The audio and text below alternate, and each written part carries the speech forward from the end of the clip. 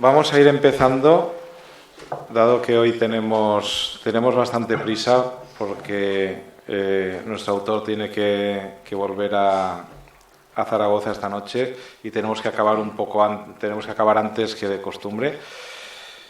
Como de costumbre, pues quiero agradecerles a todos por estar aquí esta tarde y acompañarnos. Quiero agradecer a Banco Madrid, que nos patrocina nuestras actividades, y a Bodegas Murviedro por ofrecernos el vino que luego podremos degustar. También quiero agradecer a la editorial 12 Robles por editar el libro que vamos a presentar hoy, La Corona de Aragón, manipulación, mito e historia. Quiero presentar brevemente, porque hoy vamos con prisas, Antonio Penades, que Antonio Penades es quien nos acompaña en la mesa. A ver, perdonen un momento, que creo que el sonido está un poco... No, este está apagado. Bájale un poquito el... Bien, Antonio Penades, que es periodista de formación, jurista y también historiador, y que colabora con el museo desde hace ya muchos años y es profesor del taller de escritura creativa, que ya va por su 9ª edición y al cual se pueden aún apuntar. Y que ha escrito, es novelista histórico y además es autor de numerosos artículos de divulgación histórica y de relatos. Presentar a José Luis Corral. Él es de Daroca, es aragonés, y bueno, él estudió filosofía y letras y también es doctor en historia por la Universidad de Zaragoza. Él es un erudito tremendamente polifacético, multidisciplinar, y es uno de los aragoneses más ilustres hoy en día. Ha contribuido en numerosos ámbitos como profesor de historia medieval, como investigador, trabaja en diversas líneas, en estudios de la Baja Edad Media, y como director y ponente en numerosos cursos, seminarios y conferencias, pero también lo conocemos todos sobre todo por sus numerosas novelas, como El Salón Dorado, El Amuleto de Bronce, El Corazón de Oro, El Cid, Trafalgar, Numancia, El Número de Dios, Independencia, etcétera, etcétera. De los más recientes, La prisionera de Roma, El Códice Peregrino. Pero entre sus ensayos, ya que hoy lo que presentamos es un ensayo de historia, tiene La historia contada de Aragón, Mitos y leyendas de Aragón, La torre y el caballero, Historia universal de la pena de muerte, Taller de historia, Breve historia de la Orden del Temple, que les aconsejo, y Una historia de España, que les aconsejo vivamente. Como historiador, les puedo decir que es un historiador serio, riguroso, y por eso hoy presentamos este libro. Y en ese sentido creo que es una obra que vale la pena leer y que vale la pena que le echemos un vistazo y que nos fijemos en ella. Bien, hoy presentamos este libro sobre la historia de la Corona de Aragón, sobre sus orígenes y cómo a lo largo de los años, a lo largo de los tiempos, se ha manipulado la fundación de la Corona de Aragón y cómo se ha,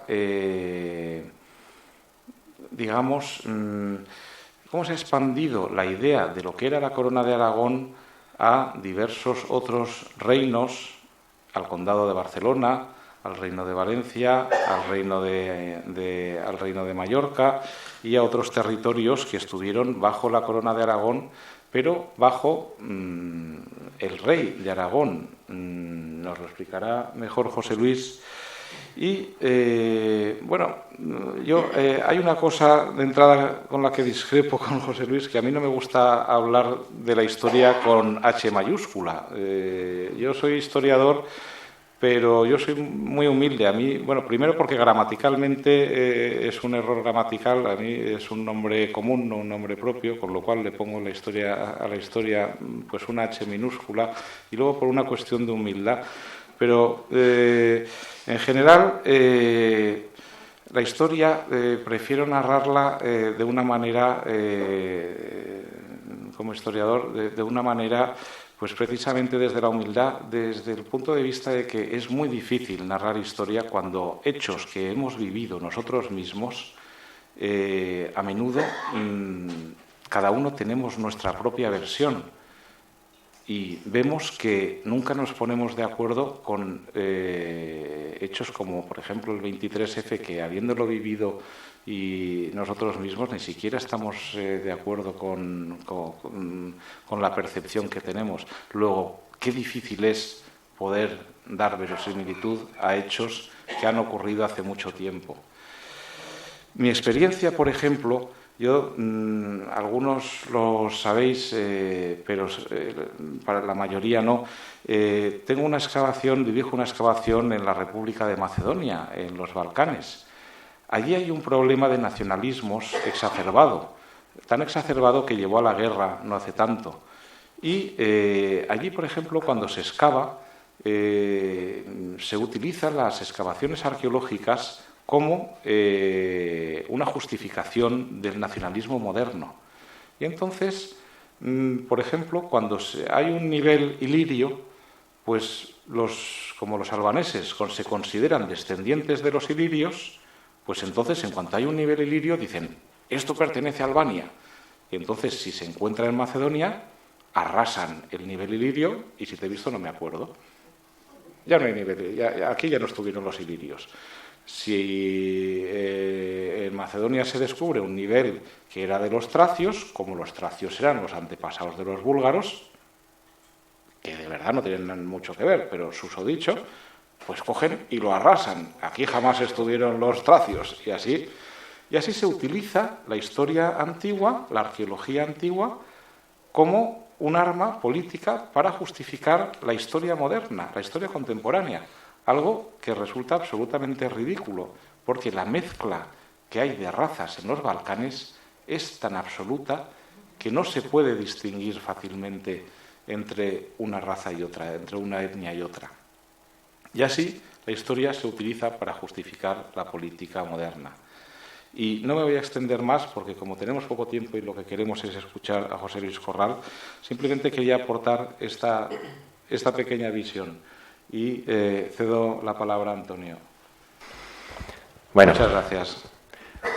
Buenas tardes. En fin, aquí estamos con José Luis Corral para celebrar la reciente victoria de Valencia Basket en la Eurocup, que somos campeones de la Eurocup. Ah, no, perdón, que tú eres del CAI Zaragoza. Ya está. Ha sido una confusión mental. Pero bueno, con José Luis nos unen muchos lazos y muchas aficiones, y esa es una más, la afición por el baloncesto.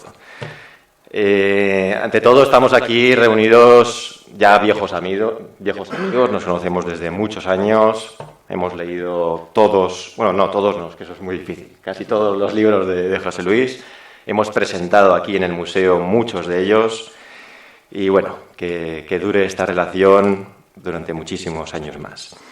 En esta ocasión, a diferencia de otras, no estamos ante una novela histórica de José Luis Corral, que ya sabéis que es un maestro, sino ante un ensayo divulgativo, que para quienes no conozcáis esa faceta de Corral, os la recomiendo. Además, pienso, y lo suelo decir, que el ensayo divulgativo es un género que no está bastante asentado en España, a diferencia de la tradición en el ámbito anglosajón, que sí que existe, y creo que es más necesario que nunca. Ya sabéis que es un género de no ficción, por lo tanto no va destinado a la conmoción del lector, sino que va a profundizar de forma racional sobre un tema en concreto que en principio nos atrae. En este caso, además, se trata de nuestra propia historia, la historia de la Corona de Aragón y, por lo tanto, la historia del Reino de Valencia, sobre un tema, además, en el que hay mucha confusión mental, mucha, incluidos nosotros, que es nuestra propia historia, como digo. Se mezclan conceptos políticos con espacios geográficos, se mezclan conceptos como Iberia, Hispania, España, el Condado de Barcelona, el Reino de Aragón, la Corona de Aragón, reinos ibéricos. No tenemos bien asentado cada una de estas ideas ni sabemos discernirlas de las demás. Cosa que además, y esto es lo lamentable, están aprovechando algunos políticos para extraer réditos y para asentar o para tirar del carro en sus cometidos, en sus objetivos. En la literatura los políticos no pueden adentrarse porque es un universo propio y sería un empastre total. Pero en la historia sí que lo han hecho. Y además, como ya dice José Luis Corral en la introducción, se ha hecho toda la vida y se está haciendo hoy en día. Entonces, este libro lo que hace es profundizar en la historia de la Corona de Aragón, desde su nacimiento hasta su extinción, e incidir en esa manipulación política que estamos viviendo en nuestros días. Que sea un ensayo no quiere decir que sea de difícil lectura, es ensayo divulgativo. Esa es la maestría que no está suficientemente difundida entre quienes saben mucho de algo en concreto. Eso es la cualidad la del profesor, que sabiendo mucho pues no es capaz de transmitir totalmente esos conocimientos y de forma diáfana a sus alumnos, o el escritor que sabiendo mucho de un tema en concreto sabe hacer esa información accesible a cualquier persona. No por ser buen especialista no se tiene que ser buen divulgador. Y en cada materia en la que se adentra Corral, pues sabe adaptar el registro perfectamente. Y si es novela histórica, se adentra en la ficción. Si es ensayo divulgativo, adopta este rol. Y me imagino que también habrás hecho ensayos sesudos en el ámbito académico, dirigidos a ser leídos exclusivamente por otros colegas universitarios, que es lo que suele ocurrir en la universidad. Decir que, bueno, a mí, como no podía ser de otra forma, me ha gustado muchísimo este ensayo. Solamente le encuentro dos pequeños peros. Uno, se me ha hecho corto. Se me ha hecho corto, pero bueno, eso se puede arreglar leyendo grandes novelas históricas de José Luis que recrean este mismo periodo, como es el Cid, como es el Invierno de la Corona, como es el Salón Dorado. Y, sobre todo, él tiene entre sus ensayos divulgativos uno que solemos comentar de vez en cuando, que es Una historia de España. Una historia de España, editado también en Edasa, al igual que las novelas históricas que acabo de citar, hace un repaso con el mismo tono divulgativo que este, que bueno, el mismo título lo dice todo. Es una historia de España, siendo consciente que la tarea del historiador pues tiene un grado de subjetivismo y que bueno, que es lo que es, pero creo que es uno de los grandes ensayos históricos en relación a nuestro país que existen y que tenemos a mano. El segundo pero que he encontrado es que yo creía que José Luis iba a adentrarse más en el tema de la manipulación política. Es decir, no lo ha hecho tanto como yo creía, pero bueno, tampoco hace falta adentrarse más. Además, luego está la tarea suya diaria de denunciar este tipo de cosas, de dinámicas. Yo soy de los que piensan, como historiador, que los historiadores deben involucrarse más en la sociedad. De nuevo, insisto en la idea de no quedarse dentro de los departamentos universitarios, de hacer un servicio adicional a la sociedad. Y los historiadores que detecten este tipo de manipulaciones, que salgan de sus escondrijos y que digan, esto no es así, esto que acaba de decir este político es una gran farsa, es una gran mentira. Y pienso que hay demasiados historiadores que están callados, no sé por qué razón, si acaso José Luis lo quiere decir, pero que no están adoptando un rol necesario de denuncia, que es precisamente lo que José Luis está haciendo aquí. Y para concluir, hacer alusión a precisamente la conclusión de otro ensayo divulgativo que leí recientemente y que también aconsejo, que es Todo lo que era sólido, de Antonio Muñoz Molina. Después de hacer la denuncia de toda esa burbuja económica, festiva, inmobiliaria que todos hemos tenido, y esos excesos y esa incursión en la hibris que denunciaba Heródoto, pues él acaba diciendo pues que lo mejor que podemos hacer cada uno para arreglar esto es que cada uno, desde su oficio, desde su rol, desde su posición, haga su trabajo, el que sea, lo mejor que pueda hacer.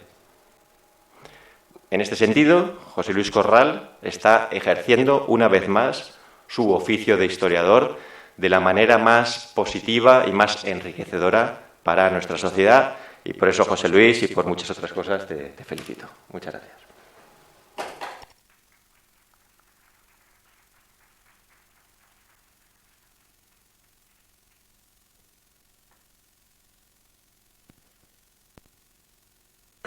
Aquí. Bueno, muy buenas tardes. Me voy a poner de pie porque así los veo mejor a todos ustedes y a la gente que está también ahí, allá afuera a la izquierda. En primer lugar, muchísimas gracias por asistir a la acta de presentación de este libro, de este ensayo, La Corona de Aragón, Manipulación, Mito e Historia. A todos y a todas, como se dice ahora. Muchas gracias, Alejandro, como siempre, por tu amistad, por tu generosidad, por acogerme en el museo. A Antonio, por tus palabras, que son siempre magníficas. Se nota que somos muy amigos de hace mucho tiempo y, por tanto, no les hagan mucho caso, porque la amistad tiene estas cosas. Gracias también a este museo fantástico que también diriges y que es un lugar casi para mí ya como de culto, ¿no?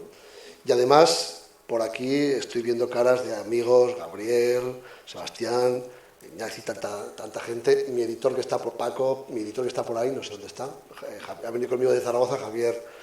Bueno, aquel señor que está allí sentadito, que no ha querido estar en la mesa, que es Javier Lafuente, es el editor de 12 Robles, una editorial muy joven, apenas, Javier, llevas un año, ¿no?, editando libros, menos todavía, desde septiembre. Bueno, una editorial recién fundada que yo le doy las gracias a esta joven editorial aragonesa, 12 Robles, que ha apostado por mí en este caso, como saben ustedes, un joven valor de la cantera de la historiografía aragonesa y que espero no defraudar la confianza que esta editorial ha puesto en este joven valor, que espero cumplir con creces las expectativas que han puesto en mí. Muchas gracias, Javier, por haber confiado en la edición de este libro, que es un libro, desde el punto de vista político, en el sentido grande de la palabra política, complicado, Bueno, yo tengo esa doble cara, ¿no?, como Jano Bifronte. Soy historiador, ya lo habéis dicho, y soy, pues, escritor. De hecho, ¿hace cuánto fue? Hace 2 meses, estamos aquí, 3, estamos presentando mi última novela. Ya casi penúltima, porque pronto sale la siguiente, ¿no? El médico hereje. Y la verdad es que en los últimos años, libro que saco, libro que presento, en el Museo Liber, prácticamente casi todos, como decía Antonio, se han presentado aquí. No solamente novelas, también algún ensayo. El Enigma de las Catedrales, que no está, apúntatelo porque es uno de mis mejores libros. El Enigma de las Catedrales, que es un ensayo sobre cómo se construyeron las catedrales góticas, publicado por Planeta hace ya 1 año y medio, 2 años, pues también se presentó en este museo. Este libro es un libro comprometido. Yo estoy de acuerdo con vosotros en que se hace corto, pero está escrito a propósito para que no ocupe demasiado espacio. Por una razón, yo este libro lo he escrito para la gente que no lee historia, para la gente que nunca lee historia, para la gente que cuando ve un libro de historia se asusta. Bueno, cuando ve un libro incluso, ¿no?, se asusta, se echa a correr y encuentra que los libros pueden ser algo horroroso. Bueno, es normal. El presidente del gobierno, el señor Rajoy, solamente lee el Marca, palabras suyas, con lo cual es normal que el resto de los ciudadanos pues nos asustemos cuando vemos un libro y nos parezca algo como ajeno a nuestras vidas. No debería ser así, pero bueno, así es lo que algunos políticos dan a entender. Por supuesto, ustedes no lean, porque si leen van a ser más críticos, van a ser más libres, van a tener una mentalidad más abierta con respecto a las cosas y esto no interesa. Por lo tanto, les recomiendo, me imagino que entienden la ironía, que no lean. Pero si quieren leer, pues creo que los ensayos históricos son un buen punto de partida. ¿Por qué? Lo decía Antonio, lo expresaba muy bien Alejandro con ese ejemplo de la destrucción de la historia en el sentido de destrucción de documentos arqueológicos, de restos arqueológicos, no solamente en Macedonia, en Israel, cuando se excava por parte del Servicio de Antigüedades israelí, cuando se excava un yacimiento que les rompe su esquema ultranacionalista de la historia de Israel, sistemáticamente se destruye. Lo ha denunciado la UNESCO, no lo denuncio yo, lo ha denunciado la UNESCO, lo han denunciado arqueólogos de todo el mundo. Evidentemente, el poder político israelí sigue haciendo de su capa un sayo y destruye esos yacimientos. En el Yemen pasa lo mismo, en Arabia ni les cuento. Es decir, la historia, cuando no interesa, se destruye. Por cierto, la historia con mayúscula o con minúscula. Nosotros no tenemos más que esa. En castellano, en español, solamente existe la palabra historia. Los ingleses saben diferenciar entre history con mayúscula y history, con esa líquida. Historia con minúscula son los hechos del pasado, lo ocurrido. Historia, cuando yo la pongo con mayúscula en el libro, me refiero a la disciplina académica que estudia los hechos del pasado. Por eso, me gusta, ya que no tenemos palabras diferentes, me gusta diferenciar historia como disciplina con mayúscula a historia, la narración de los hechos con minúscula. Sí que es verdad que mucha gente me ha dicho que este libro se hace corto. Es corto, tiene 200 páginas, y 50 páginas son anexos donde hay notas, donde hay documentos, donde hay de referencias puntuales a lo que se cuenta, a la narración que ocupa esas 150 primeras páginas. Y lo he hecho con esta intención. Quizá falte efectivamente ese análisis más profundo, está diseñado simplemente, de lo que ha sido la manipulación por parte no solamente de los políticos, no solamente de la... Antes era una clase, ahora buena parte de ellos son una casta, desde mi punto de vista. Y si alguien se molesta, pido disculpas. Bueno, a los políticos no les pido disculpas, a ustedes sí, a los políticos no. Pero para mí son una casta, y acudan al diccionario de la Real Academia de la Lengua para que vean que no me equivoco al denominar a ciertos políticos como casta. Sí que es verdad que el poder como sistema, el poder con mayúscula, el poder de verdad, el poder donde están no solamente los políticos de todas las épocas, los reyes, donde están todo un sistema de poder, todo un sistema de fuerza que ha ejercido la autoridad, casi siempre en forma de autoritarismo, sobre el resto de la sociedad.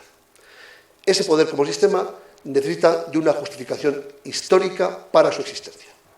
Y en consecuencia han falsificado de formas muy diversas, a veces con una sutileza extraordinaria.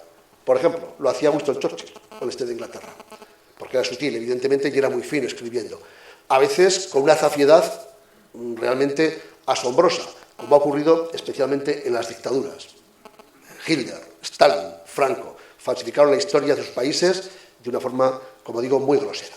Pero siempre ese gran poder, el poder como sistema, ha falsificado la historia. Ha falsificado la historia y la ha manipulado para autojustificarse. Sigue siendo así, sigue ocurriendo así, insisto, ahora de forma mucho más sutil, pero mediante una acaparación de todo lo que significa la promoción, la difusión, la comprensión del pasado. Y se hace por todos los sistemas posibles. Se hace en los medios de comunicación. Se hace, evidentemente, en libro de texto. Acaba de retirar la editorial Anaya estos días un libro de texto en el cual se decía que Antonio Machado se fue a vivir a Francia. Con su familia. Claro, entre irte de viaje, de turismo, y exiliarte hay una diferencia. Creo que todos la comprendemos, ¿no? O que García Lorca murió en las afueras de Granada. Entre morirse y a que uno le peguen un tiro, hombre, te matan igual, o te mueres igual, pero también hay una sutil diferencia, ¿verdad? Bueno, estas cosas, que parecen baladíes, no lo son. Y la manipulación de la historia pasa fundamentalmente por dos circunstancias muy claras. En primer lugar, se manipulan los conceptos y las definiciones. Lo digo en el libro, ¿no? Una formación política o una formación histórica pasa a tener un nombre porque sí, porque lo deciden las autoridades del momento, porque así se manipula la propia semántica. Por ejemplo, si se empieza a hablar en el siglo XIX ya, de la Confederación Catalano-Aragonesa, poco a poco en un libro, en otro libro, todos empiezan a asumir que existió una confederación de Cataluña con Aragón. Se obvia Valencia y Mallorca, evidentemente. Si se habla de la corona catalano-aragonesa y se pone en primer lugar catalano y después aragonesa, ya se está manipulando. Por cierto, jamás existió ninguna confederación catalano-aragonesa ni ninguna corona catalano-aragonesa. Si se habla de los monarcas y de los reyes de Cataluña, se está atribuyendo a Cataluña una serie de definiciones de territorio histórico que no tuvo jamás. Bueno, que no tuvo jamás en la Alta Edad Media o en la época que ocupa fundamentalmente este libro. O si se habla, por ejemplo, de los países catalanes, se está hablando de una definición inventada que jamás ha existido y que se ha inventado. Y esto se ha hecho muchas veces. Se ha hecho desde las posturas ultranacionalistas y lo que yo llamo el pannacionalismo. Ojo, no solamente en Cataluña, en Aragón, en Valencia, en Galicia, en el País Vasco, también hay un ultranacionalismo españolista, y francés, y alemán, e italiano. Cuando, por ejemplo, se habla de la historia de la Francia medieval, yo a mis alumnos en clase les pongo un mapita de lo que era Francia, de lo que eran los territorios del rey de Francia, por ejemplo, en el siglo XI. Y eran 80 kilómetros de norte a sur, entre Tours, entre París y Tours, y 40 kilómetros de este a oeste. Es decir, una pequeña provincia de lo que sería ahora el mapa de las provincias españolas, ¿no? La provincia de Albacete, pues algo así. Eso era Francia. Pero claro, como se habla de la Francia medieval, de la España medieval, esa manipulación, esa tergiversación de cuestiones puramente conceptuales, poco a poco va calando y da la impresión de que existió España en la Edad Media o Francia en la Edad Media o la corona catalano-aragonesa. Por tanto, primera parte de la manipulación de la historia, cambiar el nombre de las cosas. Segunda manipulación, la interpretación de los hechos a partir de la falsificación, haciendo lo que yo llamo, y algunos otros historiadores, el presentismo. Nos hacemos una idea del presente, creamos una idea del presente. Cataluña, una nación. Valencia, la Comunidad Valenciana, una nación. Aragón, una nación. Ahora, una idea de ahora. Y la proyectamos en el pasado. Por supuesto, cuanto más remoto sea el pasado, mejor. No es raro, no, es muy frecuente, es casi universal en Cataluña encontrar libros que hablan de los catalanes antes de Roma. Antes de Roma. O hablar de la Lérida catalana en la época de los insurgentes. Por ejemplo, de los insurgentes, la tribu que sabes muy bien, Gabriel, que vivían por aquí en aquella zona en la época ibérica y en la romanización. Claro, si hablamos de la Cataluña prerromana o de la España prerromana, me da igual.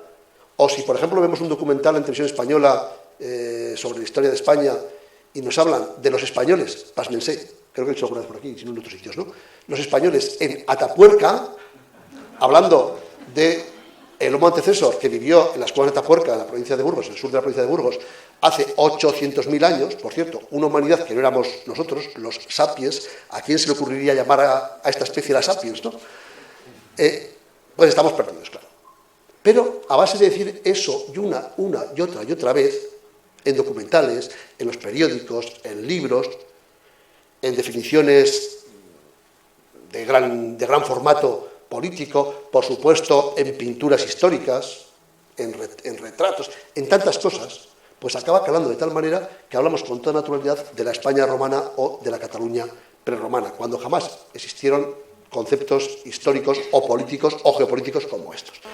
Esto ha ocurrido sistemáticamente con el caso de la Corona de Aragón, especialmente desde Cataluña, también desde Aragón, por supuesto desde Valencia y, ¿por qué no?, desde el Ministerio de Cultura español.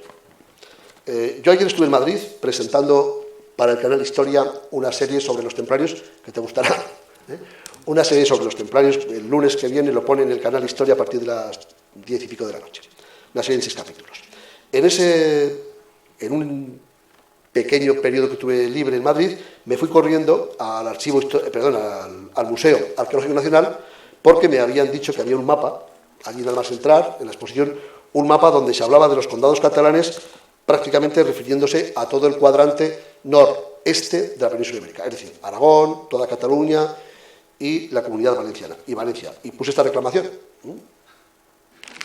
esta reclamación que dice: en el mapa iluminado al inicio de la visita aparece con la leyenda condados catalanes todo el territorio desde el sistema ibérico al Mediterráneo, sin que aparezca por ningún lado.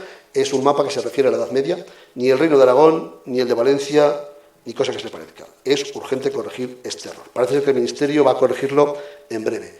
Esto no lo ha hecho el señor Mas, ¿eh?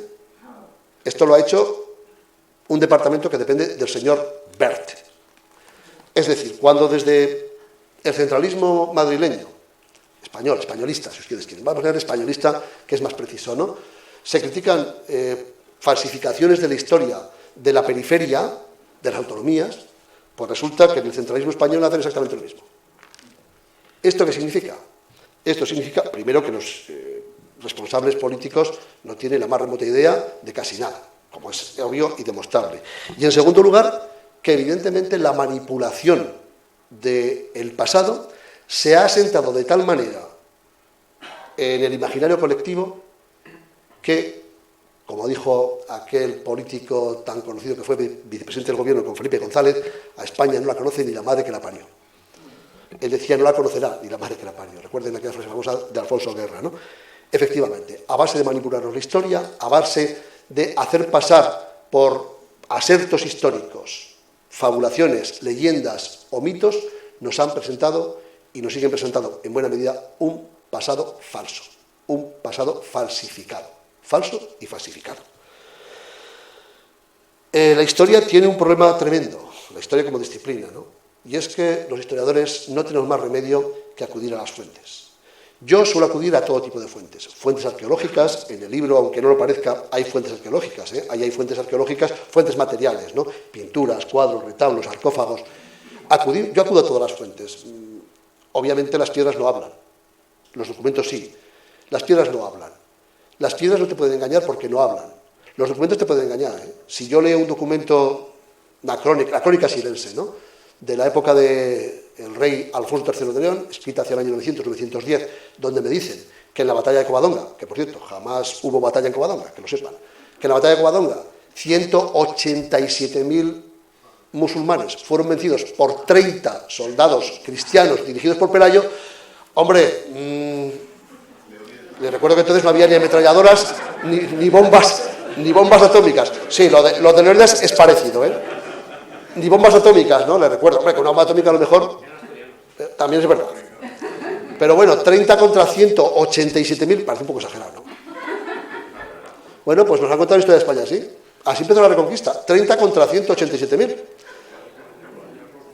No aparecieron por España, por la península ibérica, 187.000 musulmanes en toda la historia del Andalus, ni de lejos vinieron tantos, ¿no? Pero en fin, da igual hasta la lógica, da igual hasta el sentido común. ¿Por qué? Porque el mito, cuando se crea el mito, cuando el historiador, el cronista, acude no al sentido común, no a la lógica, no a la razón, sino que acude al no digo al sentimiento, al sentimentalismo más atávico de los seres humanos, el historiador está perdido, no tiene nada que hacer.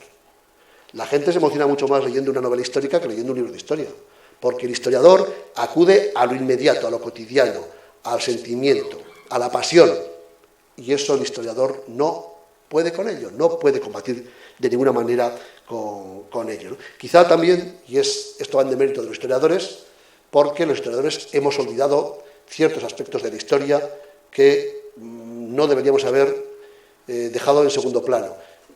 Ayer, precisamente, en Madrid, hablaba con un colega y me decía: no, es que los historiadores lo que tenemos que hacer es contar, aunque sea de forma aburrida, el pasado. Digo, bueno, pues apaga y vámonos, ¿no? Si ya empezamos así, pues obviamente cuando la gente vea a un historiador se echará a correr despavorido. Por ahí un tío aburrido, ¿no? Se echará a correr despavoridos por la calle en dirección contraria al historiador, evidentemente, ¿no? Bueno, este libro trata de desmitificar el mito.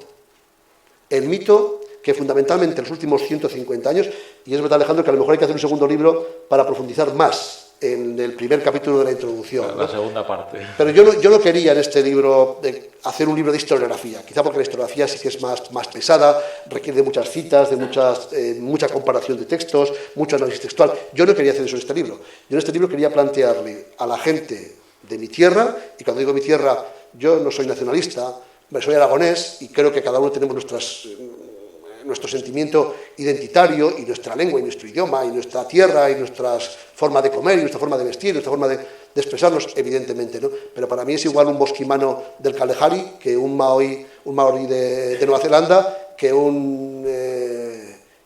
que un finlandés, exactamente igual, ¿no? No creo que haya ninguna diferencia, o no debería haberla, entre los seres humanos. Pero sí que he escrito un libro para que la gente que no tiene acceso habitualmente a esos grandes estudios que decías de los sesudos investigadores que cuando escribimos para los colegas nos leemos entre 3 o 4, un artículo de investigación no lee mucha gente, quizá exagero, ¿no? Pero no más de una veintena de personas les puede interesar un gran artículo de investigación, que es verdad que sin esos artículos, sin esa investigación, la historiografía no progresa, es verdad, ¿no?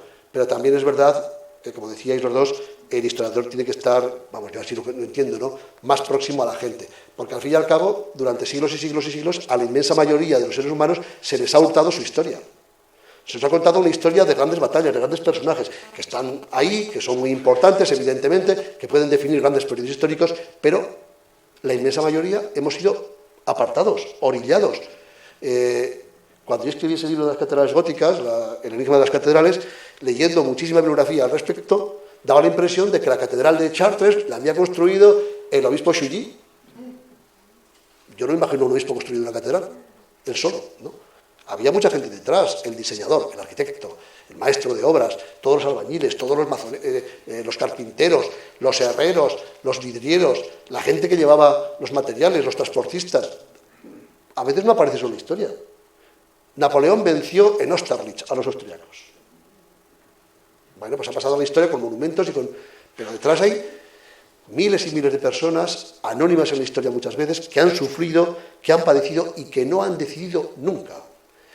Se ha decidido por ellos, se les ha llevado a la muerte, a veces de forma miserable. Ahora estoy leyendo algunos libros con motivo del aniversario, del centenario de la Primera Guerra Mundial, del inicio, 1914, y realmente cuando lees estos libros sobre lo que hacían los generales franceses, alemanes, británicos en el frente de Verdún, es que es pavoroso mandar a la muerte segura, porque sí, a miles y miles y miles de soldaditos. Y al final las medallas, los generales que estaban en París, en Berlín o en Londres, en unos mapas allí, dirigiendo las tropas como si fueran pues poco menos que bestias, aquellos soldaditos que morían de forma tremenda en el frente de Verdún, ¿no? Bueno, yo he escrito este libro para la gente, como digo, y para que la gente entienda esa manipulación de la historia a partir de una cuestión clave y concreta, que es la Corona de Aragón. La Corona de Aragón es una formación política que jamás llegó a componer una unidad política. Me explico. En 1137, un rey de Aragón, Ramiro II el Monje, rey por casualidad, había muerto su hermano Alfonso I sin dejar heredero, testó su reino a las órdenes militares, algo absolutamente inviable. Los aragoneses, por cierto, como en criterio, no le hicieron ni caso al testamento del rey, lo habían jurado, lo habían ratificado, pero cuando murió el rey al día siguiente fueron a por su hermano, Ramiro II, lo sacaron del monasterio de Huesca y lo hicieron rey. Claro, Ramiro II, el pobre hombre, era un monje. Desde pequeñito había estado en monasterios, había sido educado para ser clérigo, para ser un abad, era hijo del rey, de Sancho Ramírez, para ser un abad, para ser un obispo. No tenía la más remota idea de cómo dirigir un reino políticamente y, por supuesto, de cómo dirigir un ejército. Alfonso sí, Alfonso, desde que ya era infante de Aragón, había dirigido las tropas de su hermano, de su hermano, el rey Pedro, ¿no? Pero Ramiro no tenía ninguna idea. Él sabía que no podía gobernar un reino, él sabía que no podía dirigir el ejército. Era fundamental que el rey pudiera al menos estar presente en la batalla, para que la significación del monarca como pivote, como eje central del reino, estuviera claramente representada allí, en el lugar esencial, en la batalla, en la ciudad, en la corte, en el reino. Ramiro II sabía que no podía hacer eso, pero sabía que tenía una obligación como rey, que era transmitir el linaje, la sangre real. En la Edad Media solamente había dos posibilidades de ser rey: ser hijo legítimo de rey, Ramiro II lo era, o ser rey por una concesión papal. Ramiro II sabe que no puede ejercer de rey y busca una solución. Busca una esposa, por cierto, una esposa que tiene que ser fértil, que tiene que estar garantizado que pueda tener hijos. No vaya a ser que no pueda tener hijos y entonces la hemos fastidiado, ¿no? Se casa de forma absolutamente política, como toda la Edad Media, con una mujer que ya había tenido 3 hijos, una viuda, tiene un hijo. Es una niña, Petronila. Problema. En Aragón, en el Reino de Aragón, las mujeres pueden transmitir la potestas regia, pero no pueden ejercerla directamente. Hay que buscar una solución. La solución que encuentra Ramiro II es una solución política. Más allá de sus tierras, en la zona oriental de la península ibérica, en el extremo nororiental, hay un condado, el condado de Barcelona, al frente del cual hay un joven, 24 años en la Edad Media, no será ya muy joven, pero un joven conde que está soltero, 24 años y soltero. Bueno, no era frecuente, pero en fin, está soltero. Y decide establecer un pacto político con ese joven conde de Barcelona. Un pacto por el cual el conde Ramón Berenguer IV de Barcelona firma unos esponsales con Ramiro II, representando a su hijita Petronila, que tiene 1 año, por el cual la unión dinástica de esos 2 linajes, el linaje de los condes de Barcelona y el linaje de los reyes de Aragón, configurará la unión dinástica de 2 territorios. Ojo, el reino de Aragón y el condado de Barcelona, no el reino ni Cataluña, no existe Cataluña en estos momentos, el condado de Barcelona, condado que, por cierto, ha ido, sus condes, desde el siglo X y sobre todo en el siglo XI, han ido incorporando otros condados, por matrimonio, por herencia, por distintas formas. Besalú, Gerona, Ausona, se han incorporado al condado de Barcelona, que ya reúne 5 o 6 condados, según las épocas, en su entorno. Ese linaje es el linaje que funda la llamada Corona de Aragón. La yuxtaposición de 2 estados, el condado de Barcelona y el Reino de Aragón. 2 estados que en 1137, cuando se firman los esponsales, se casarán 13 años más tarde, cuando Petronila cumpla 14 años y ya sea mayor de edad y pueda casarse legalmente. Una cosa es la firma de los esponsales, el acuerdo matrimonial, para entendernos, y otra cosa es la boda. La boda se celebra 13 años después. Petronila tiene 1 añito en los esponsales y cuando se casa 14. El fruto, si lo hay, que lo hubo, de ese matrimonio será el primer rey de Aragón y conde de Barcelona, Alfonso II.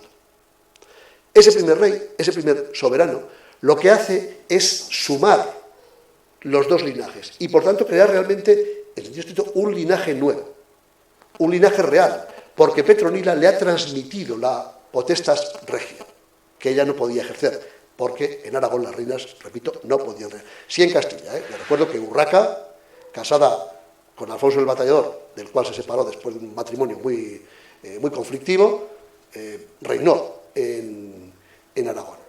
Reinó en Castilla. En Cataluña había un problema, en Barcelona, en los condados catalanes. Las mujeres ni podían reinar ni podían transmitir la potestad regia. De tal manera que toda la legislación matrimonial de esponsales a lo largo de la historia de la Corona de Aragón va de alguna forma vadeando las 2 legislaciones.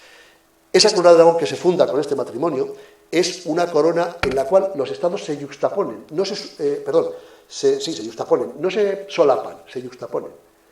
Aragón, el reino, mantendrá sus instituciones privativas, las cortes, más tarde, cuando se funde el Justicia, los fueros. Barcelona lo mismo. Y se mantendrán diferenciados los títulos de ambos soberanos, que en este caso, con Alfonso II, ya es el mismo, ¿no? Durante toda la Edad Media, los reyes de la corona llevarán todos los títulos de los estados fundacionales y de los que se vayan incorporando por conquista o por matrimonio, por herencia matrimonial, como por ejemplo ocurrirá con el señorío de Montpellier. Así, Jaime I es rey de Aragón, rey de Mallorca, cuando se conquista, rey de Valencia, conde de Barcelona, señor de Montpellier. Pedro IV el Ceremonioso añadirá otros títulos y así sucesivamente. Pero durante toda la historia de la Corona de Aragón, 577 años, desde 1137 hasta 1713-14, el final de la guerra de sucesión a la Corona de España y la nueva dinastía, con la desaparición de la Corona de Aragón, durante toda esa época, todos los reinos y estados que configuran la Corona de Aragón tienen sus propias instituciones independientes. El Reino de Valencia, que Jaime el Conquistador decide que sea un reino y que continúe de alguna forma la vieja tradición del viejo reino musulmán de Valencia, aunque con una circunscripción territorial diferente. Les recuerdo que en la actual Comunidad Valenciana, en la época musulmana, había varios reinos de taifas. Denia era pequeñito, muy rico, pero era un pequeño reino de taifa. La zona sur de la provincia de Alicante pertenecía al reino de Murcia. A veces los reyes musulmanes peleaban entre ellos en las taifas y ganaban o perdían unos territorios. Y por supuesto estaba el reino de Valencia como más importante en torno a la actual provincia de Valencia y buena parte de Castellón, incluso el sur de Aragón, ¿no?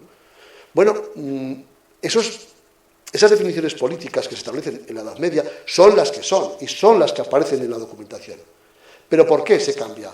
¿Por qué, especialmente desde Cataluña, no solo, por qué se ha querido obviar? ¿Por qué se han manipulado de tal manera los textos? ¿Por qué, por ejemplo, en el siglo XIX, Próspero de Bofarull y Mascaró, como explico en el libro, director archivero de la Corona de Aragón, se inventa documentos, hace desaparecer otros documentos o falsifica, por ejemplo, falsifica en la publicación el libro del repartiment de la ciudad de Valencia? La ciudad de Valencia fue conquistada no por los catalanes ni por los aragoneses, fue conquistada por el rey de Aragón, que a la vez, Jaime I, que a la vez era conde de Barcelona.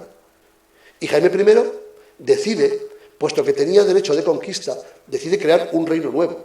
Para cabreo de los aragoneses, no tenemos playa por Jaime I, habría que quitarle las calles que les tiene en Aragón, para cabreo de los aragoneses, que querían evidentemente pues que Aragón se prolongara territorialmente hasta Valencia, hasta las ricas huertas valencianas, evidentemente, ¿no? Como había ocurrido con Teruel, Teruel se conquista por Alfonso II y se incorpora a Aragón. Pero Teruel, todas las tierras de Daroca, Teruel, podrían haber constituido un reino nuevo. Vean ustedes cómo en muchas ocasiones decisiones puramente políticas de un momento determinado, con todas las circunstancias que ustedes quieran históricas detrás, ¿no? Pero condicionan el que existan unas determinadas fronteras. Lérida fue aragonesa hasta mediados del siglo XIII. Los nuncios de Lérida acudían a las Cortes de Aragón. Lo obvian en Lérida. Pero claro, Lérida era musulmana antes de 1149. ¿No? Tortosa fue aragonesa. Es más, cuando se configura la Corona de Aragón con el matrimonio de 1137, los esponsales, el reino de Aragón y el condado de Barcelona ni tan siquiera tienen fronteras comunes. Entre ambos está el condado de Urgel, en el norte, que es un territorio independiente, y las tierras musulmanas de Lérida, y no hay contacto físico entre esos dos territorios. Luego sí, cuando Ramón Manuel IV conquiste Lérida, Fraga, etc., se tocarán. Al tocarse hay un problema. ¿A quién adscribimos esas tierras? Bueno, todo eso lo explico en el libro. Creo que el libro clarifica bastante las cosas. Presento toda la parte documental por si alguien quiere consultar al final. Y yo creo que era un libro necesario. Un libro necesario para desmontar tanta manipulación, tanta mentira, tanta falsificación. Y acabo ahora de verdad, porque me dice Alejandro que hay que acabar, que además puede haber un turno de preguntas, de introducciones, de críticas, lo que a ustedes les parezca, ¿no? Yo creo que la historia hay que estudiarla desde la perspectiva más objetiva posible. Pero desde luego lo que no hay derecho es a que algunos historiadores y muchos políticos, no digo todos porque sería injusto, utilicen la historia manipulándola, alterándola, tergiversándola para justificar una posición política del presente. Eso es, evidentemente, un error, cuando no una pequeña o una gran maldad.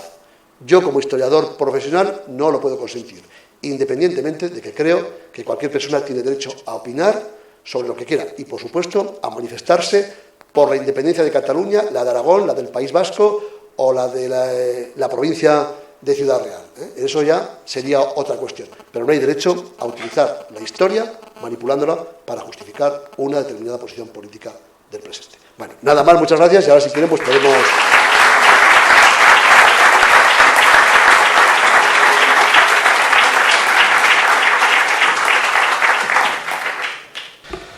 Bueno, muchísimas gracias, José Luis.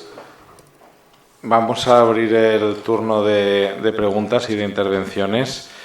Yo quería hacer una pregunta para abrir, que a mí me choca una cosa, y es que hablas en tu libro que cuando Jaume I conquista Valencia, dices que hay un 66% de aragoneses, probablemente, y navarros, y en aquel momento se habla castellano en Aragón.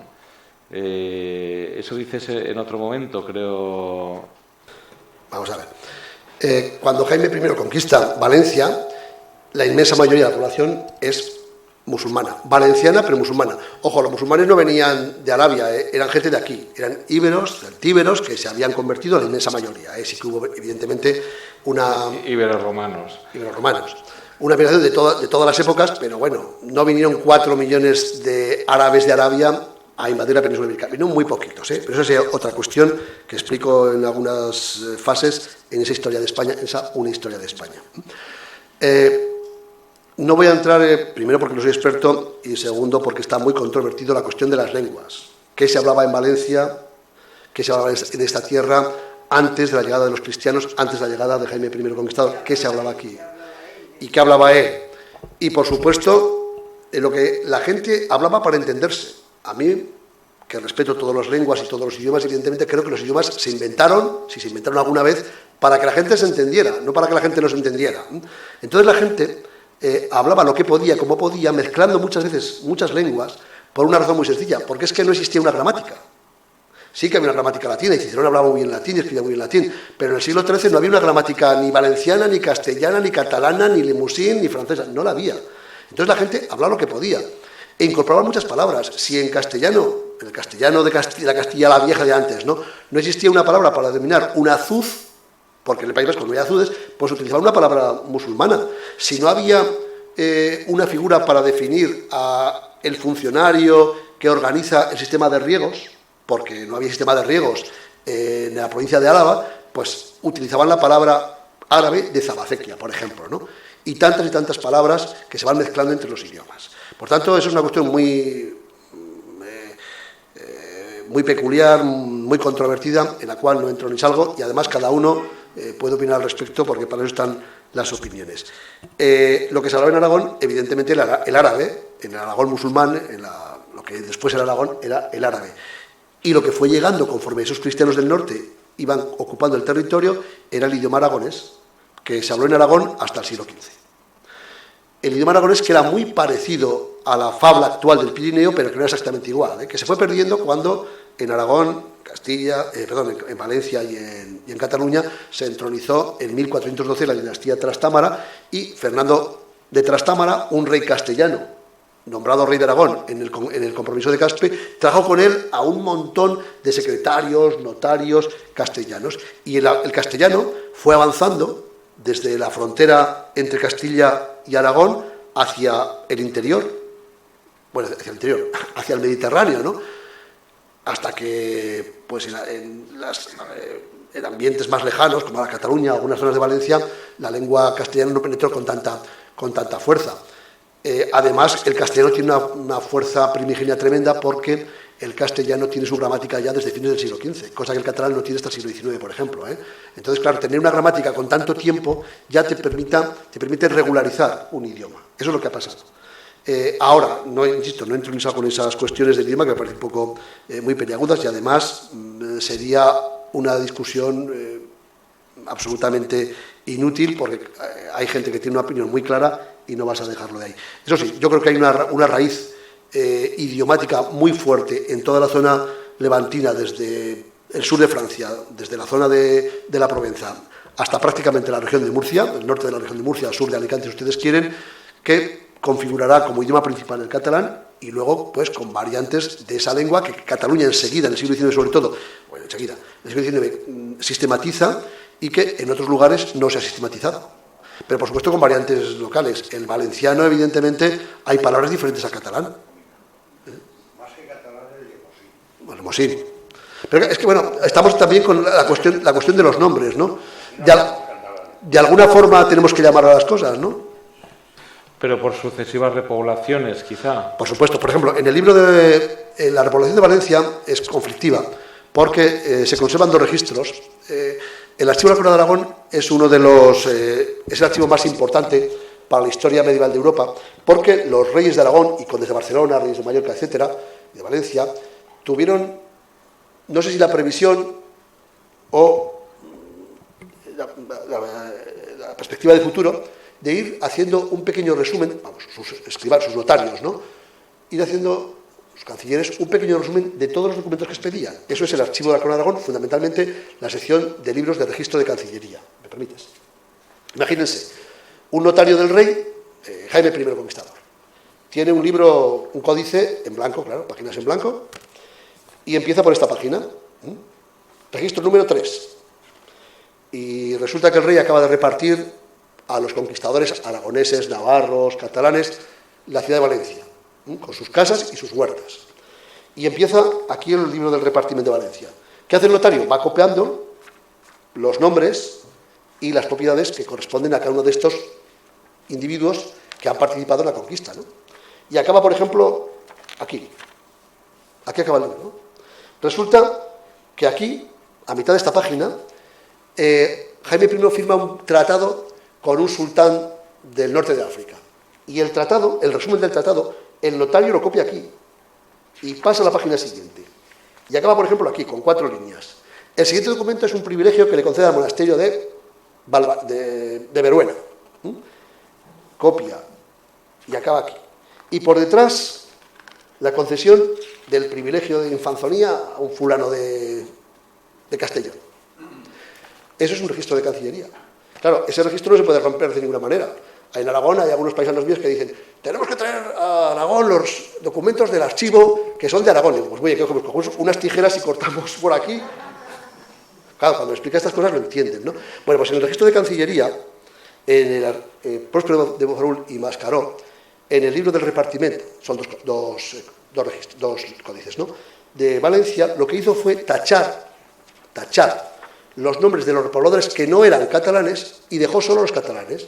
Entonces, da la impresión, en la publicación que hizo de ese libro en el siglo XIX, 1859, da la impresión de que solo hubo catalanes repoblando Valencia. Pero, cuando se han recuperado los nombres tachados, resulta que en ese documento prácticamente están equilibrados los aragoneses, los catalanes y gente que venía de otras partes, del sur de Francia, del Reino de Navarra, algunos castellanos y de tantas partes. Eso es lo que ha ocurrido.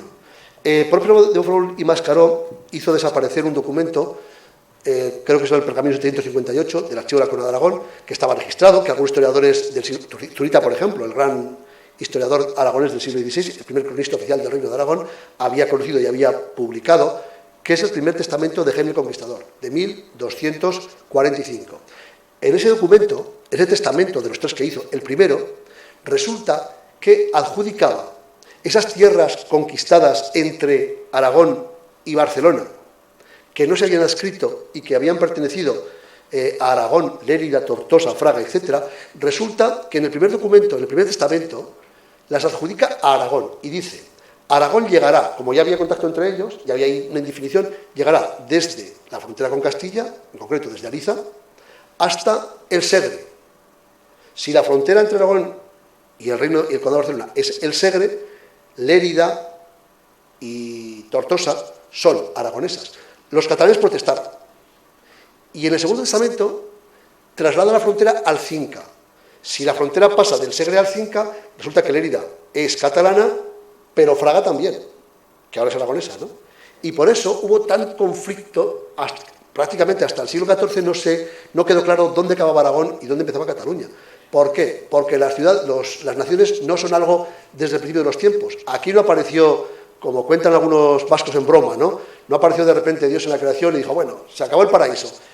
Y dijo, bueno, aquí el País Vasco, y lo dibujó, ¿no? Eso no ocurre así, ¿no? Lo cuentan en broma, ¿eh? Esto no ocurre así, las naciones van cambiando.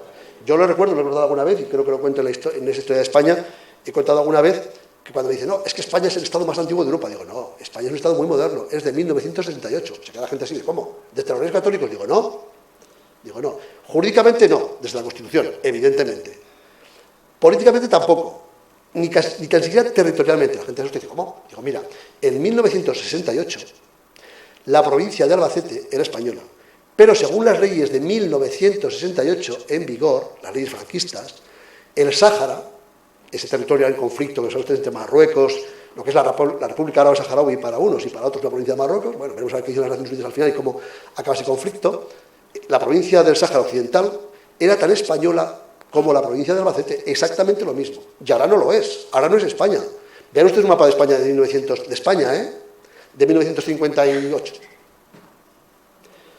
Río Muni, Santa Isabel, Sidi Ifni y el Sáhara. España, ahora no es España. Por tanto, los países cambian a una velocidad que a veces nos quedamos un tanto asombrados. Y la gente dice, no es lo mismo. Digo, bueno, ahora no parece lo mismo, pero hace 50 años era lo mismo, jurídicamente hablando. Lo que pasa es que este país es un país que somos como somos, se bajó la bandera en octubre del 78, del Ayun, se marcharon de allí los españoles, subieron la bandera los marroquíes y ya está. Pues así se escribe la historia. Lo que pasa es que no la cuentan de otra manera, ¿no? ¿Sí? Hola, yo quería hacer un par de... A ver, espera, toma. Que me va a parecer muy interesante, no creo que se ve bien. Sí. Un matiz es para que se grabe. Has comentado lo de Hispania, por ejemplo, ¿no? Perdona, es para que se grabe. Para que te registre más que luego digas, yo no dije eso. Es que luego lo ponemos en YouTube.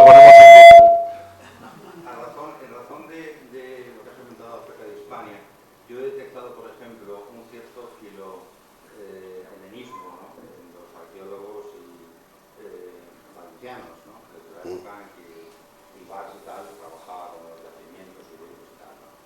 Entonces, tengo entendido, que corrígeme si me equivoco, que la palabra Hispania es de origen cartaginés, ¿no?, y que los romanos la toman de los cartagineses porque entran en contacto con las guerras púnicas, y que en realidad hablar de Hispania romana no es ninguna, digamos, no es un sinsentido histórico, si que en la propia Roma, pues, las provincias cambiaron, el Tarraconense, etcétera, tal igual, luego fue la Citerior y Ulterior, al principio fue el Citerior y Ulterior, luego Tarraconense, y las otras, Bética, etcétera.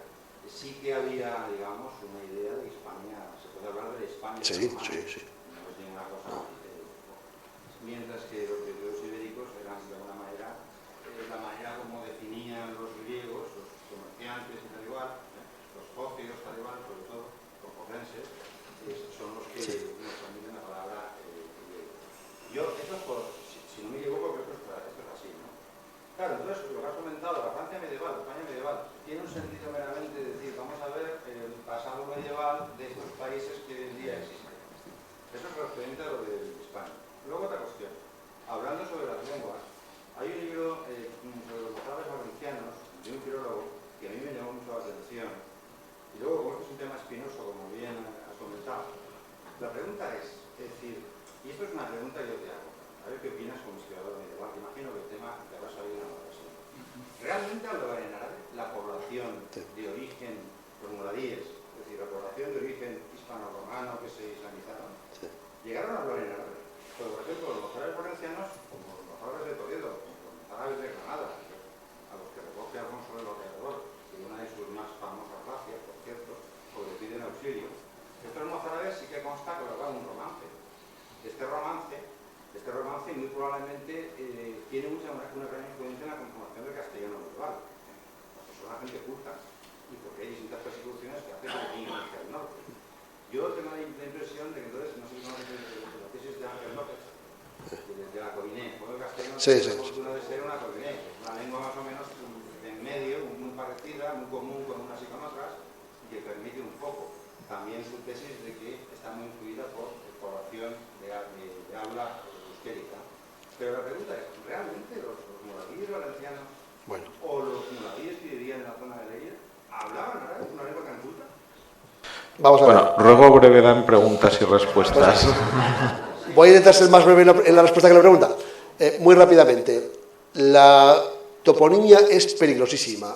¿Y qué significan los nombres de los topónimos? Todavía más. Salvo que esté muy claro, y hay pocos, de dónde viene Hispania o de dónde viene Iberia, que si tierra de conejos, que si tierra de montañas, que si tierra del hierro, es muy controvertida, porque es muy difícil.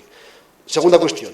El nombre, en la antigüedad, el nombre a los territorios y a los pueblos se los dan las gentes que tienen literatura. Los germanos, los godos, los ostrogodos, los suevos, los gépidos, no se llamaban así a sí mismos. Es un nombre que les da Tácito, que otros historiadores romanos, para diferenciar a esos pueblos, como hace Ptolomeo, por ejemplo, con los pueblos prerromanos. Los celtíberos a sí mismos no se llamaban celtíberos, ni muchísimo menos. Ni los edetanos, son nombres que les dan culturas que tienen literatura.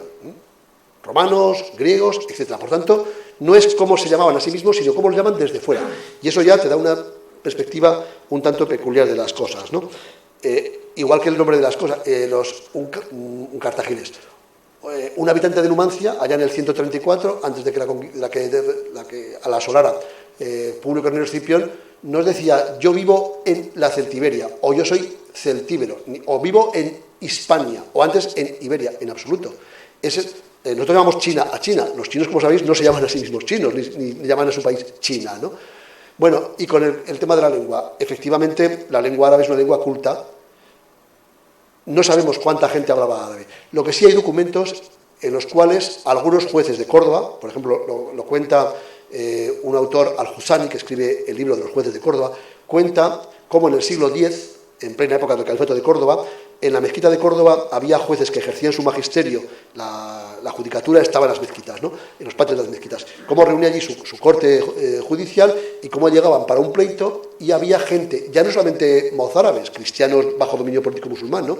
Sino los propios musulmanes que no sabían, ojo, el árabe culto que hablaba el juez. Y el árabe tiene que dirigirse a ellos, dicen algunos documentos, en su lengua. ¿Cuál era su lengua? ¿Qué hablaban los cordobeses o los valencianos en el siglo X, en el siglo XI? Probablemente un árabe dialectal muy mezclado con palabras romances del bajo latín que luego van configurándose gramaticalmente en idiomas modernos. Pero es que tenemos solamente estos documentos y algunos documentos literarios. Pero claro, por ejemplo, las harchas, las muaxajas, pero son documentos literarios de alguien que sabe escribir, que conoce el idioma, que no es seguramente la lengua del pueblo, ¿eh? Ahora, estos documentos que tenemos, que son pocos, sí que en algunos se dice claramente que el árabe clásico, el árabe que hablaba Maimónides, que era un judío, pero que hablaba un árabe y escribía en árabe perfecto, o Averroes, o cualquier gran pensador de la España musulmana, desde luego la inmensa mayoría de la gente no lo hablaba así, ¿eh? Pero bueno, es como cuando vas a algunos pueblos y te hablan una lengua, esto que es castellano, valenciano, o una mezcla de árabe, ¿qué es esto, no? Bueno, pues son dialectos locales, modismos, incluso el propio tono de la voz, ¿no? Es que ahora hemos estudiado todos con una gramática, ¿eh? Bueno, todos, la mayoría, con una gramática, con una lengua normalizada. En la Edad Media no era así. En los atlas lingüísticos que se han hecho de regiones de España, por ejemplo, Manuel Alvar, que ya murió, que fue director de la Real Academia Española, hizo un atlas lingüístico y hay pueblos que están separados por 5 kilómetros en toda España, ¿eh? Donde para denominar una cosa, un objeto, lo que sea, ¿no? Esa palabra en ese pueblo es de una manera y en el pueblo de al lado es totalmente diferente y hay 5 kilómetros, ¿eh? Pero claro, el problema es que no tenemos documentos para estudiar la lengua popular.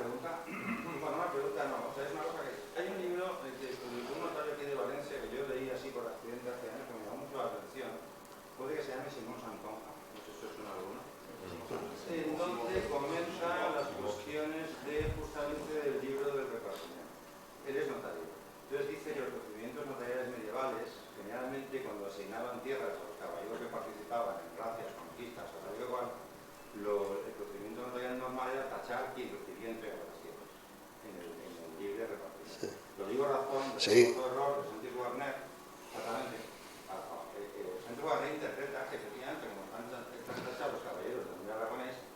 Pues entonces son los catalanes los que se quedan con las tierras. Y Santonja lo discute, no sé, pero tú acabas de decir, al contrario, se asigna la tierra, por tanto está tasada de la lista, uno que ya le da el reparto. No sé si esto es así o lo contrario. Depende, aquí no se ve, pero en el original se ve que la tinta es diferente. Y por supuesto, con un simple análisis de la tinta se puede saber en qué época se tachó. Eso es muy sencillo. No, eso fue la eliminación de una serie de nombres de aragoneses, de francos de Francia y de navarros, para publicar solo, en la edición moderna del siglo XIX, publicar solo los nombres de los catalanes. Claro, si yo del repartimiento elimino a los que no son catalanes, todos son catalanes. Si hubiera eliminado a los catalanes, todos serían aragoneses. El problema es que lo hizo el director del archivo de la Corona de Aragón, Próspero de Farul y Máscaro, que fue uno de los intelectuales que idearon ese movimiento que ya hablo al principio del libro, de la Renaissance catalana, que por cierto está copiada el nombre está copiado de la Renaixença valenciana, ese nombre se inventó en la segunda mitad del siglo XVIII aquí en Valencia, un movimiento cultural muy importante, que conocéis mucho mejor que yo, por supuesto, y los catalanes lo retomaron para reivindicar esa Cataluña atávica eterna que siempre había existido, ¿no? Pero basta con ver las tintas, a simple vista basta con ver las tintas. ¿Alguna otra pregunta? Sí. No, espera el micrófono, por favor.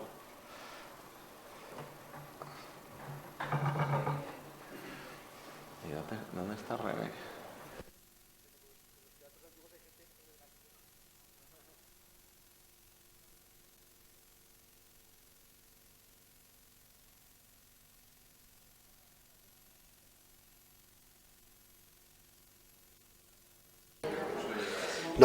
No.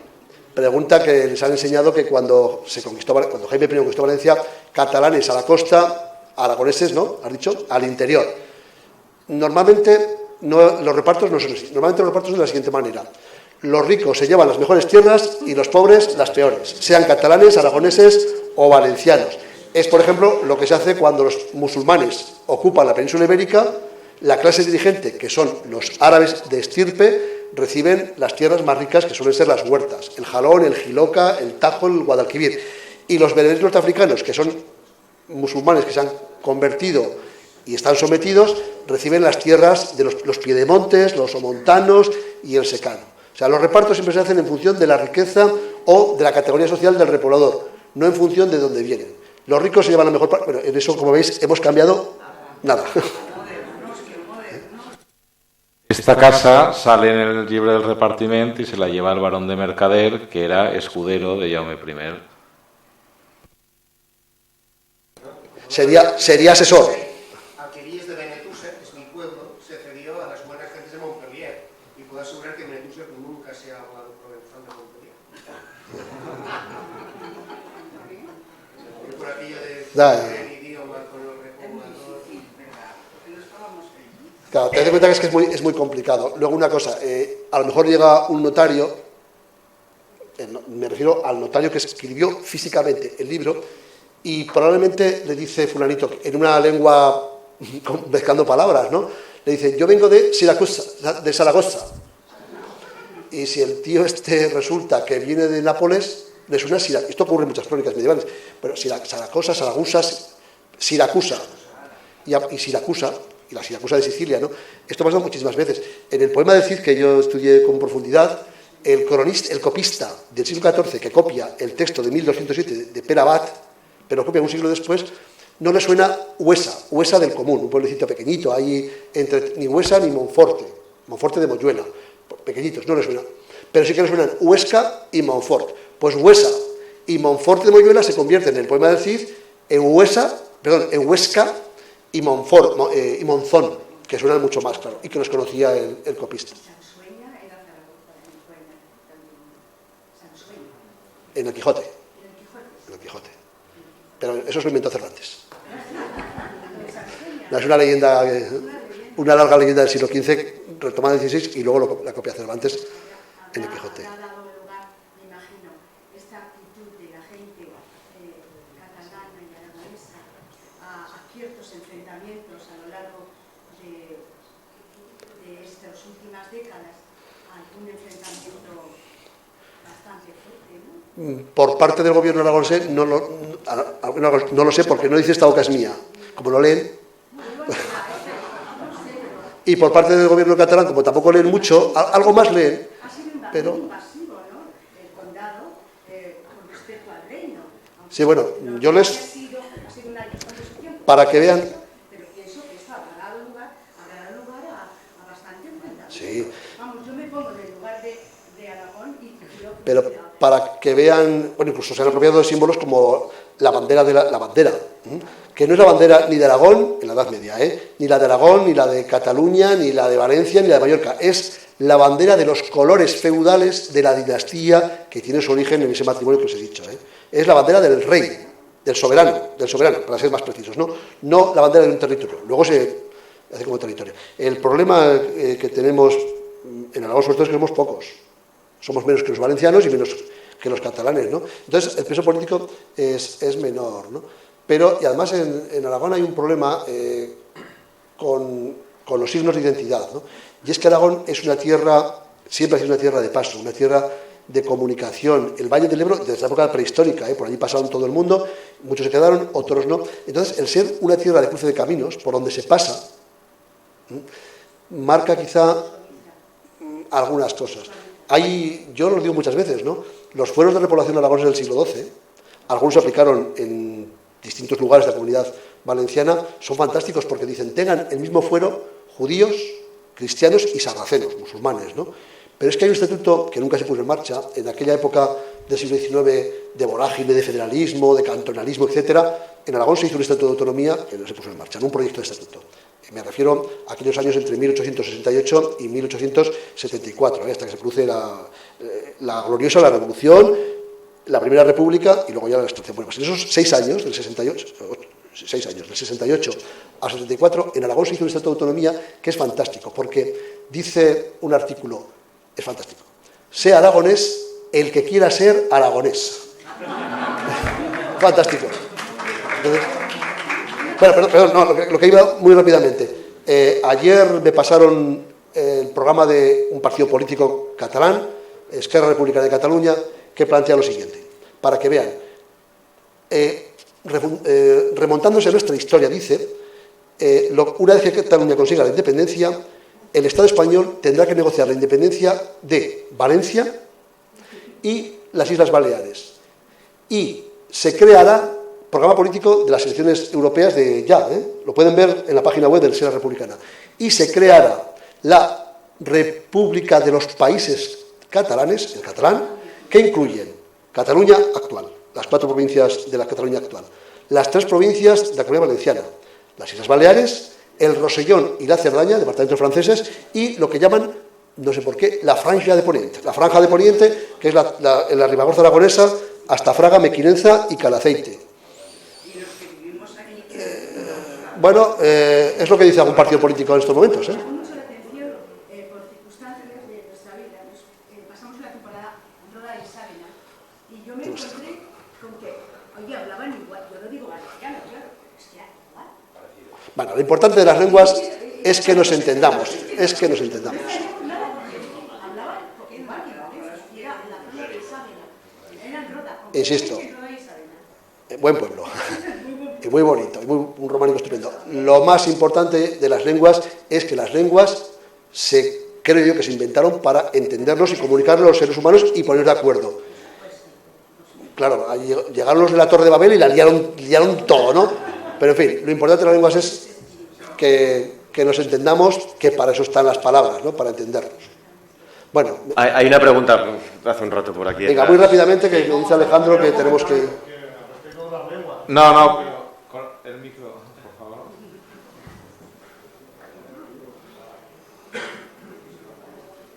No, simplemente un comentario respecto de la lengua, ¿no? La lengua es para entendernos y para ni más ni menos. La lástima es que los políticos lo han gastado para separarnos. Bueno, la lengua, la economía, la política, la cultura, todo. Es que las fronteras son aleatorias. Vean ustedes un mapa de África, ¿no? Hecho a rayas, desde París, desde Washington o desde Londres.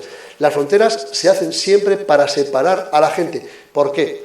Porque la compartimentación de espacios facilita el dominio político de ese espacio. Y separar a la gente, evidentemente, está claro, se divide, como dice aquello, divide y vencerás, ¿no?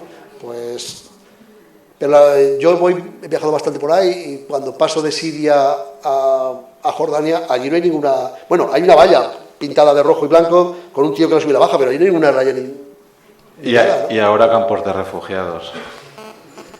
Las fronteras son siempre un invento maléfico del ser humano. Para separar y para dominar. Para separar y para dominar a los de un lado y a los del otro. Venga, la última pregunta y vamos a tomar ese vino que ofrecen las bodegas Murviedro, ¿no?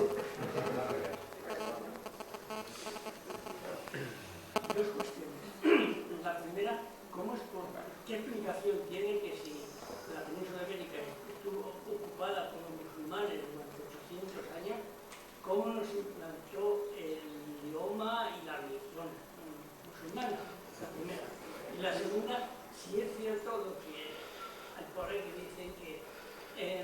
Cataluña, en la guerra de sucesión en España, le llegaron a llamar, bueno, le llaman la secesión. Sí. Rapidísimamente. La primera pregunta de por qué los musulmanes el Islam no triunfó en España sería larguísimo, y lea mi libro de una historia de España que lo explico muy bien porque es muy largo. Y la segunda cuestión, efectivamente en algunas publicaciones a la guerra de sucesión, que fue una guerra entre los partidarios de la Casa de Austria y la Casa de Borbón, le llaman la guerra de secesión. Yo fui durante algún tiempo jurado previo, seleccionador del Premio Internacional Cataluña, que es un premio que reconoce a grandes personajes de la historia, sobre todo cultural, de Europa, que han tenido ese premio. Y un año me llegó, que fue en el 2007, me llegó el folleto donde explicaban para proponer y demás, y ponía una pequeña, era la primera vez que lo hacían, ¿no? Una pequeña, en el folleto, en la segunda página, venía una pequeña reseña histórica de Cataluña, por supuesto, con una catalana aragonesa, confederación etc. Y hablaba Cataluña y la guerra de secesión. Automáticamente mandé la carta, mi renuncia a ser miembro de ese jurado, por supuesto. Y llaman guerra de secesión, no es un error. Porque claro, si se presenta la guerra entre Borbones y Austrias como una guerra de sucesión a la corona, no es realmente una guerra entre los partidarios de una dinastía o de otra. Pero si se presenta como guerra de secesión, es cambiar la letra, da la impresión de que es una guerra entre Cataluña y el resto de España. Pero fíjense qué casualidad. Barcelona defendió la causa de los Austrias al final, pero en Barcelona se juró a Felipe V, en 1705. En Madrid, que acabó defendiendo la causa de Felipe V de Borbón, empezó jurando a Carlos de Austria, pero Cervera defendió siempre a los Borbones, y por eso existe la famosa Universidad de Cervera, y en Barcelona no hubo universidad hasta el siglo XIX, un privilegio de los Borbones. Pero es que Tortosa también defendía la causa de los Borbones, pero Gerona y Barcelona no. Entonces los confunden. ¿Toda Cataluña defendía a los Borbones? No. Cataluña, Barcelona y Gerona, sí, perdón, a los Austrias, pero Lérida, Cervera, Reus, Tortosa eran partidarios del otro. Y ocurría así en el resto de España. Mucha gente no sabe que Segovia y Morvedre, por ejemplo... Claro, porque no era una guerra de secesión, era una guerra de sucesión. Y había ciudades que, por lo que fuera, defendían una candidatura, vamos a llamarlo así, la de Borbón, y otra de los austrias. No era una guerra entre territorios, había territorios, en fin. Pero nos cuentan una historia de mentira de nuevo otra vez, que creemos que Cataluña pues defendía esa secesión. No es verdad. Bueno, muchísimas gracias y hasta la próxima.